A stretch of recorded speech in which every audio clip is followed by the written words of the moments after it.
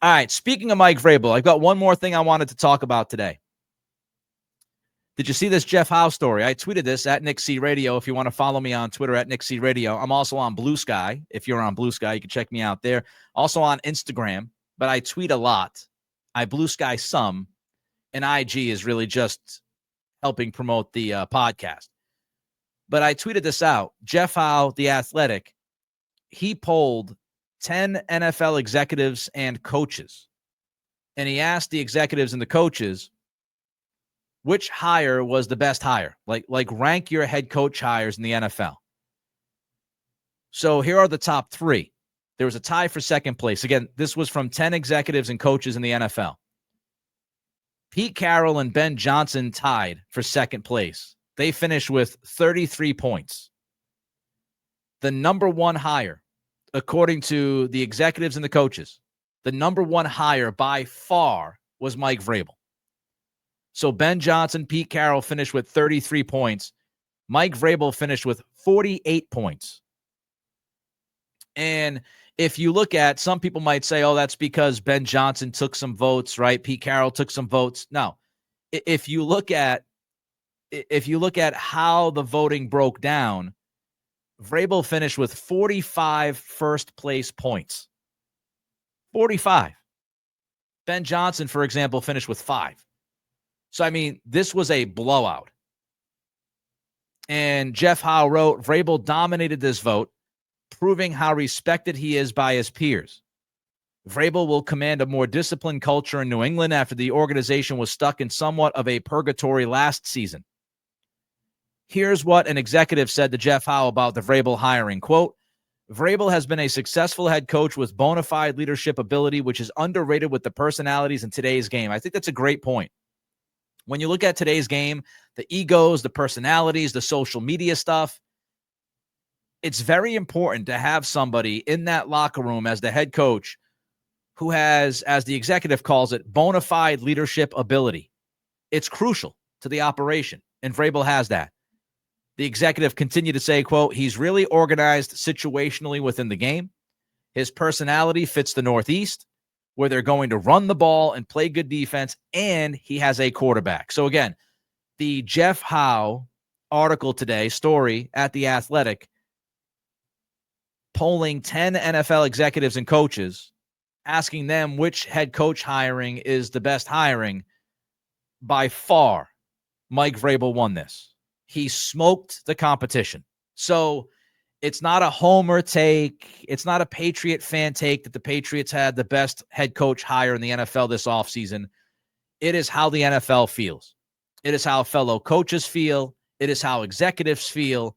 And we've read these reports from day one that Mike Vrabel was seen as the guy. So Mike Vrabel, by far the most popular, the favorite head coach hire of the NFL during the head coach cycle. And it's difficult to rebuild the program after back-to-back 4-win seasons. You need some credibility.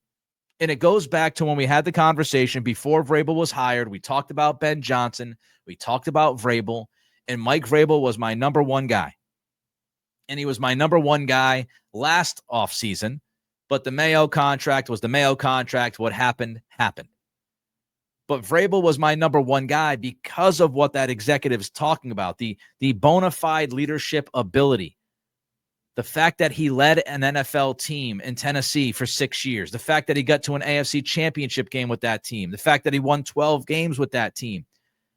That's what this program needed. This program was rocky, right? It still is rocky. When you look at back-to-back 4-win seasons, that ain't good. And so if you go out and you hire an unknown, that unknown might end up being awesome. Ben Johnson might end up being awesome in Chicago. But the idea of hiring Vrabel, number one, he was the best guy on the market. Number two, he has the history. He understands building a program. That's what my number one thing was when we talked about Vrabel versus Ben Johnson. Vrabel's been there before. And so when you look at this poll from Jeff Howe's story, it backs that up. You know, most builds take time. Some of them happen quick. The Washington Commanders went from the second worst team in football last year to the NFC Championship game. That's not normally how it works out. But when you look at a lot of the builds, it takes a couple of years.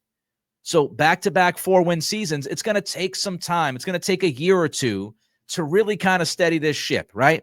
It's going to take this offseason, and hopefully you take a step this year. You get to like the 7-8 win mark, and then you got the 26 offseason, and by the 2026 season, you are ready to be a legitimate playoff contender. That's the ultimate plan. So to have somebody who understands what it takes to help build the program is just gigantic. Mike Vrabel and Drake May are the building blocks towards respectability for the New England Patriots franchise.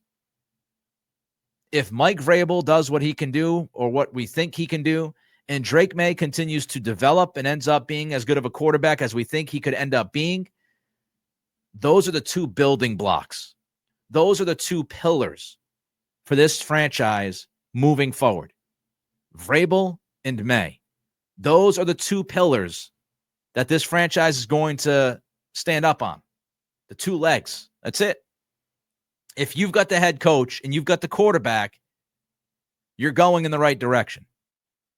And right now it feels like they've got those two guys. It feels like they're taking a step forward. Now, they've got to add talent. We've talked about it. I'll continue to say it throughout this offseason. They've got to add talent. But the building blocks, quarterback, head coach, feels like the Patriots are in very good hands. That's the way it feels. But it is going to be a critical offseason.